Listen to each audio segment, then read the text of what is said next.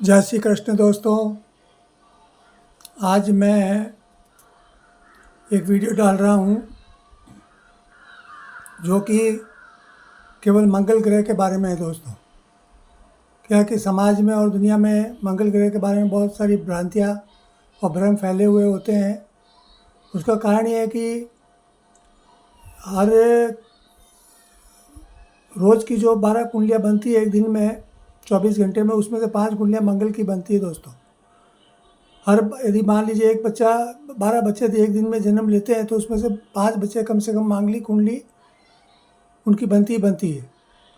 तो आज मैं ये आपका भ्रम दूर कर देना चाहता हूँ कि मांगलिक कैसे बना जाता है, चाहे वो लड़का हो चाहे लड़की हो, दोनों के बारे में। तो जैसे कि मैंने अभी ये जो आपको चार्ट बता रहा हूँ, इसमें जैसे कि देखिए 5 जगह पर मंगल लिखा हुआ, 5 स्थानों में। इनको कुंडली के भाव भी बोलते हैं, स्थान भी बोलते हैं या घर भी बोलते हैं। तो जैसे कि यहाँ जहाँ 1 लिखा है और जहाँ 4 लिखा है, जहाँ 7 लिखा है, जहाँ 8 लिखा है और जहाँ 12 लिखा है, वहाँ पर ये जो मंगल दर्शाया गया है तो वो मांगलिक कुंडली बनेगी। यहाँ पे जो अंक लिखे हुए हैं जैसे 1 2 3 4 5 6 7 8 9 10 11 12, ये तो मैंने एक एग्जाम्पल के लिए मैंने लगाया है। लेकिन यहाँ पे कोई भी अंक हो सकता है। 1 की जगह 2 हो सकता है, 3 हो सकता है, 4 हो सकता है, 2 की जगह 3 4 5 6 हो सकता है, 3 की जगह 4 5 6 7 8 9 12 तक कुछ भी हो सकता है। फिर जहाँ 4 लिखा हुआ 4 से 12 तक कोई भी उस अंक हो सकता है। जहाँ 5 लिखा हुआ 5 से 12 तक कोई भी अंक हो सकता है। जहाँ 6 लिखा और 6 से 12 तक कुछ भी संख्या हो सकती है। इसी तरह पूरी कुंडली में कोई भी अंक कहाँ भी हो, उससे कोई मतलब नहीं है। लेकिन जहाँ मंगल लिखा हुआ है उन 5 स्थानों में यदि मंगल होगा तो वो जरूर मांगलिक कुंडली मानी जाएगी, ये निश्चित बात है। इसके अलावा मंगल कहीं भी होगा इन 5 जगहों को छोड़कर तो वो मांगलिक कुंडली नहीं मानी जाएगी, ये निश्चित बात है। ज्योतिष का ये मुख्य सिद्धांत है। अब रहा दोस्तों, मैं कोई बीच में कुछ और दूसरी बातें आपको बता देता हूँ मंगल ग्रह के बारे में। मंगल की होम राशि है दोस्तों, जहाँ मैंने देखो इंग्लिश में भी लिखा है और मैंने कुछ हिंदी में भी लिखा हुआ, तो आप उस पर ग्रीन पेन से तो आप उसको ज़रूर ध्यान से देखना दोस्तों। तो जैसे जहाँ 1 लिखा है वो मेष राशि हो गई दोस्तों। तो मेष राशि में यदि आपका मंगल है तो वो हाई पावर का वो होम माना जाएगा। उसका मतलब अपना घर है, वो खुद उसकी अपनी राशि वो मेष राशि है दोस्तों। उसी तरह यदि जहाँ 8 लिखा हुआ दोस्तों वो वृश्चिक राशि है, वो भी उसकी होम राशि मानी जाएगी। मतलब मेष राशि और वृश्चिक राशि वाले जो भी हैं उनका मतलब कि मंगल ग्रह उनका राशि का स्वामी माना जाता है।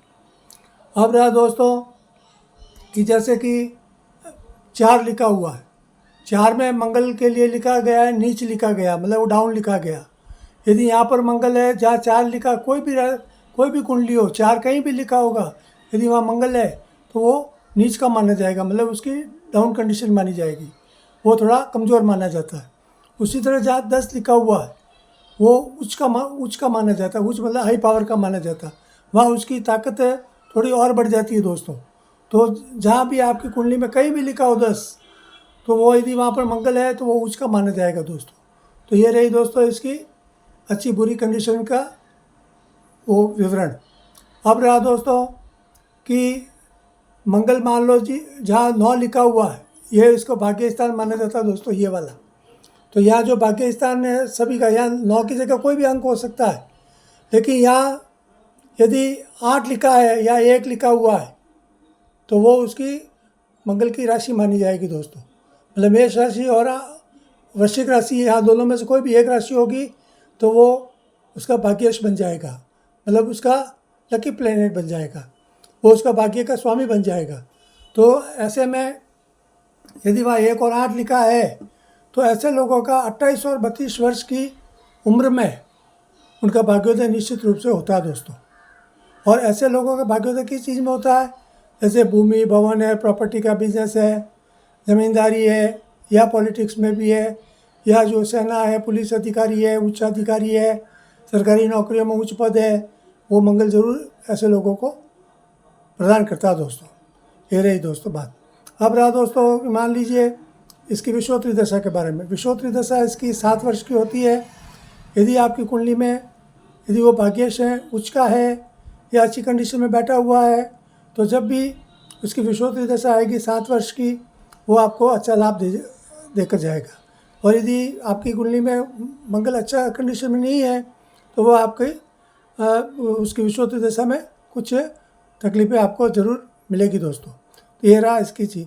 अब रहा दोस्तों कि मंगल है अपने जो ग्रह मंडल होता है दोस्तों, उसमें से सूर्य को राजा माना गया है, चंद्रमा को मंत्री माना गया, उस तरह मंगल को ग्रह में सेनापति का दर्जा दिया गया। तो और उसको क्षत्रिय माना जाता है और ये भूमि का कारक माना जाता है। तो जिनके भी कुंडली में मंगल अच्छा माना जाता है वो हमेशा भूमिपति है, या उसके साथ राहु बैठ जाए तो भूमाफिया भी बनते हैं दोस्तों। तो ऐसे लोगों को ये चीज़ ध्यान रखनी चाहिए। और दोस्तों मांगलिक के बारे में मैं कुछ और आपको बता देता हूँ दोस्तों। जैसे ये 1, 4, 7, 8 और 12 जहाँ भी लिखा वो वहाँ यदि मंगल है तो वो मंगल दोष की मानी जाएगी, चाहे वो लड़का हो चाहे लड़की हो दोस्तों। लेकिन एक बात और बता देता हूँ दोस्तों कि यदि किसी की कुंडली में जहाँ भी मंगल है इन 5 स्थानों में, उसके यदि विपरीत मान लो ये लड़के के कुंडली में यदि ऐसे योग है और सामने लड़की की कुंडली में इन्हीं स्थानों पर सूर्य, राहु, केतु, शनि और मंगल है, तो वो मांगलिक की कुंडली कमज़ोर पड़ जाती है दोस्तों। फिर वो मांगलिक नहीं मानी जाएगी, चाहे वो लड़का हो चाहे लड़की हो दोस्तों। इसके अलावा दोस्तों जैसे पुरुष का जो पत्नी कारक ग्रह माना जाता है वो शुक्र माना जाता है। यदि शुक्र की स्थिति भी यदि अच्छी नहीं है, मान लो मंगल अच्छा है, मांगलिक भी नहीं है, लेकिन शुक्र यदि अच्छी कंडीशन में नहीं है तो वो भी मांगलिक के जितना ही बुरा माना जाता है दोस्तों। लड़की के कुंडली में यदि मान लीजिए कि वो मांगलिक नहीं भी है, लेकिन गुरु यदि उसका कमज़ोर है, अच्छी स्थिति में नहीं है, तो भी वो मांगलिक जितना ही दोष माना जाता है दोस्तों।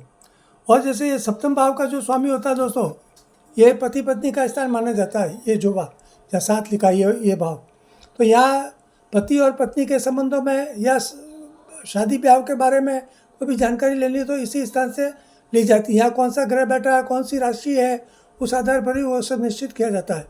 तो लेकिन यहाँ पे यदि मान लीजिए कि कोई भी जो इसका जो भाव का जो स्वामी है वो यदि अच्छी कंडीशन में है तो उसमें हमेशा अनुकूलता आती है, उसको अच्छी मतलब पत्नी मिलती है, अच्छा पति मिलता है, उसका ससुराल अच्छा मिलता है, धनाढ़ मिलता है, आपस में उनका अच्छा प्रेम रहता है।